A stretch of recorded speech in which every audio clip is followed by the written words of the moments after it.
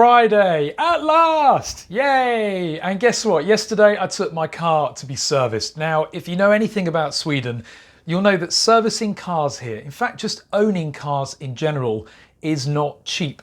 The Swedish government, I think, want to put you off owning cars entirely, and so they're making it so expensive to own one that you actually really start to consider, do we need our car anymore? Which is sad because I used to love cars, but there's not a chance that I could have the big V8 cars I had in England over here because I couldn't afford to run it here. I took our crappy little Fiat Tipo, which, don't laugh, it's a good car, okay? It's been a really good family wagon. We bought it when I first moved to Sweden and it's given us no problems at all. And I thought, Fiat Tipo, it's a 1.6. It's going to cost hardly anything to service. Now it's coming up to 35,000 kilometers, which in Sweden is 3,500 Swedish mil, or mile, which is weird. 1 mil is 10 kilometers. Why they don't just say 35,000 kilometers or 35k, I don't know. But it's 3,500 mil.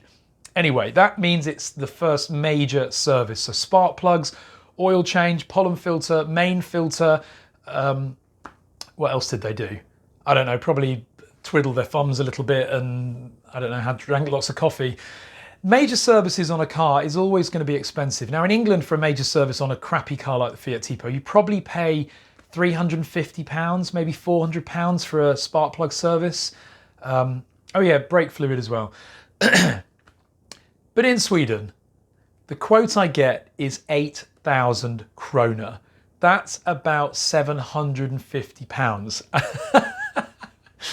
I was in the dealership and I actually laughed at him because I thought he was joking. Maybe he thought that I'd driven up there in a BMW M3 or a Bentley or something, because that's what that service would cost for that kind of car. But no, it's a 1.6 Fiat Tipo. And I said to the guy, are you having a laugh? They wanted to charge 420 krona for the pollen filter. That's almost £40 for a tiny little filter that goes on normally under the glove box, and it's to stop pollen coming into the car, filter the air coming into the car. I said, are you having a joke, charging more for the pollen filter than you are for the air filter? And yeah, I laughed. I said, look, I'm really sorry, but this is ridiculous. I'm not paying that. Give me a better price. And this is the funny thing, really. People in Sweden think that you can't haggle. Brits haggle all the time. We haggle about everything. We would haggle for the air if there was a price for it. And I said to him, look, give me a better price. So he said, okay. Came back a few minutes later with 7,000 krona. And I said, that is still a joke. I want half that, else I'm just going to go now. And you know, the Corona's hitting the place here, but it's not really impacting servicing of a car. If a car needs servicing, it needs servicing. So they've got business. It's not like they're tight, but they're not selling any cars right now. You know, the cars are static in that forecourt. So I said, please go away, do better than that.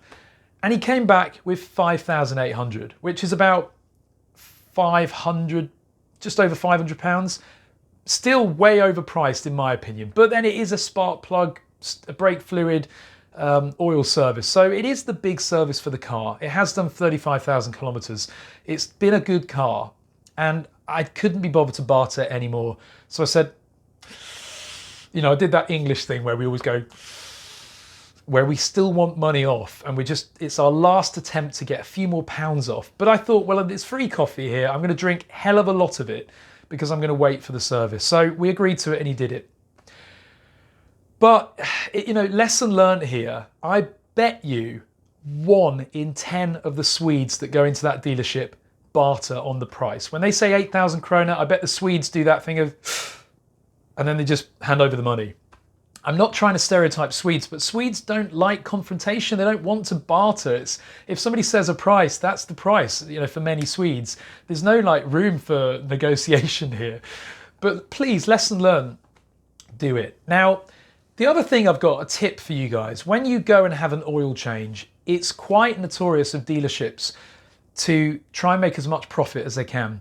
And I'm not saying all of them do this, but many dealerships, when you take your car in for an oil change, You would never know. Most consumers would never even know whether they've done the oil change or not. You wouldn't know whether they've replaced the oil filter or not. Now, if you've got a car where you can see the oil filter, and if you don't know where it is, just Google it. Put a little mark on the oil filter, just so that you know that that's yours. And if it's different when it comes out, if it's brand new and it's not got that mark on it, then you'll know they've changed it. The other thing is if your car has a dipstick, not many modern cars do nowadays, but if it does, pull that dipstick out, get a bit of tissue, and just blot the dipstick on the tissue to look at the colour of the oil. Don't clean the dipstick entirely, but just look at the colour of the oil. When the oil change has been done, take the dipstick out again immediately. As soon as they drive it out of the servicing station onto the forecourt, take the dipstick out before you leave and just check the colour of that oil. It won't be completely clear because just starting up the engine once can be enough to cycle the engine a little bit and colour the oil. But generally it will be much, much lighter than it was when you took the car in. And if it's not, then question it with the garage because they may not have replaced the oil. And unfortunately, not replacing the oil can save a garage 1,000 krona, £100 in oil, because some cars take very expensive oil, like BMWs and Volvos. Just a bit of a tip.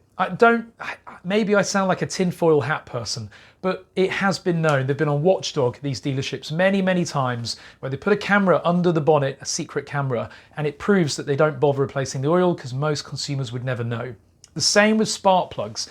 If you can be bothered, take that plastic cover off the top of your engine and just put a little groove in the spark plugs, just a little mark with a razor blade or something, just so that you know if they've actually replaced them. Anyway, that's enough about cars in Sweden. I'm going to go and cry because my pocket is still much lighter now than it was before paying for that car service. But it is what it is. Owning cars in Sweden is not cheap. Anyway, it's Friday. Have a good day, folks, and take care.